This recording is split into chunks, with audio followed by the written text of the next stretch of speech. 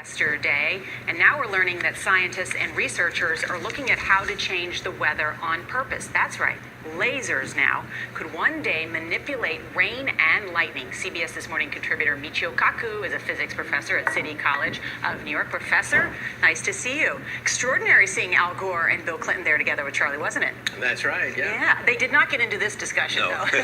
But it is fascinating. I mean, lasers, really, to change the weather?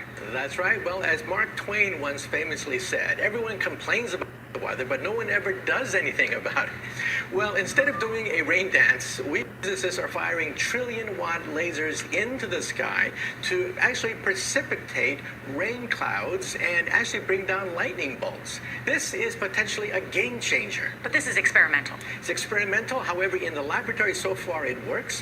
When you have water vapor and you have dust particles or ice crystals, you can precipitate rain. It condenses around the seeds. These seeds can also be created by laser beams. By firing trillion-watt lasers, you rip apart the electrons, creating what are called ions, and these ions act like seeds, like dust particles, bringing down rain and even lightning. Go ahead.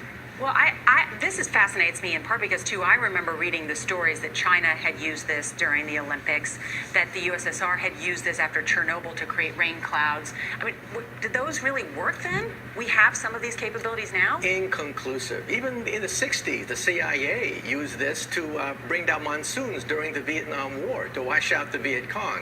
Governments have been playing with this thing. Alleged to. Alleged to, right. Yeah. Now, we realize that for decades now, these governments have been cover alleged to your have ass. experimented with weather control, but nothing conclusive.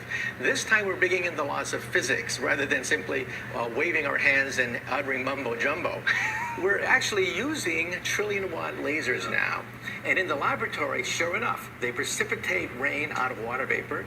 Sure enough, you can actually bring down electricity down the beam. So what does it mean for drought areas that need to have rain for crops, and if they don't have them, there's the consequences of famine? Well, the bad news is, if it's a clear blue sky, it's not going to do anything at all, because it only takes water vapor This is why they need to use chemtrails. air and condenses it. However, Nanoparticles. for floods, for agriculture, farmers, for people planning Floods. wedding parties, You hear me? football games, you name it, outdoor events and agriculture and flooding and even hurricanes. Look all at of that, them could hurricanes. be subject to weather modification. Listen to that. Do you Incredibly hear it? They interesting, telling Professor you. Michio Kaku. Thank you so They much. telling you.